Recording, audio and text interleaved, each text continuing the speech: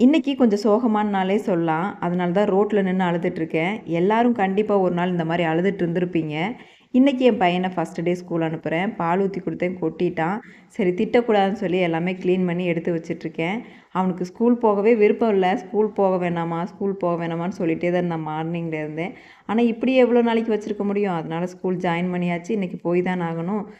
Back போட்டதுமே வேண்டாம்மா, வேண்டாம்மான்னு அழ ஆரம்பிச்சுட்டான். அதுக்கப்புறம் அங்கேருந்து எப்படியோ சமாதானம் பண்ணி பஸ் ஸ்டாண்டுக்கு கூட்டிட்டு வந்தா, அப்படியே ஒரு சோகமாவே படுத்திருந்தான். 4 வருஷம் நம்ம கூடவே இருந்துட்டு, திடீர்னு கொண்டு போய் ஒரு இடத்துல விடுறோம் அப்படின்னா, கொஞ்சம் பயமாவும் இருக்கும், பதட்டமாவும் இருக்கும்.